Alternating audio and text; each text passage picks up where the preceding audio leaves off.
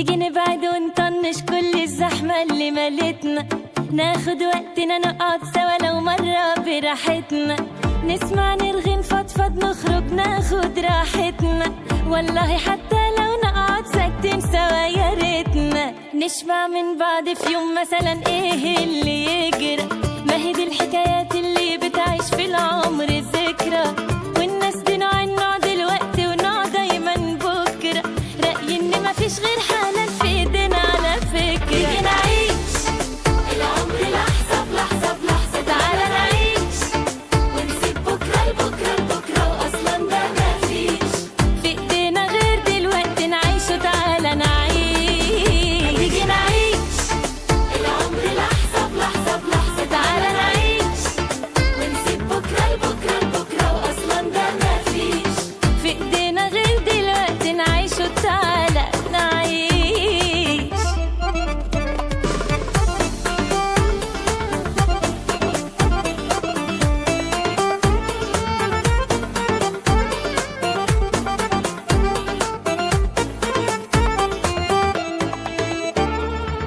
الوقت اللي بيضيع محسوب من عمرنا احنا، ملهاش معنى نأجل لحظة هتفرق للأحلى، الدنيا بتمشي وبتكمل مهما احنا قلقنا، يبقى نروق ونسيب الجايات بقى تفاجئنا، ده اللي بيفرق فعلا في الآخر لو حسينا، لو حبينا وغنينا ضحكنا واتشقينا، لو بس نسيب للوقت وقت ده يكفينا، واللي يقولك مش وقت قوله ده بإيدينا. تيجي نعيش العمر لحظة بلحظة بلحظة، تعالى نعيش ونسيب بكرة لبكرة لبكرة، وأصلا ده مفيش في إيدينا غير دلوقتي نعيشه، تعالى نعيش. تيجي نعيش العمر لحظة بلحظة بلحظة، تعالى نعيش ونسيب بكرة لبكرة لبكرة، وأصلا ده مفيش في إيدينا غير دلوقتي نعيشه، تعالى نعيش.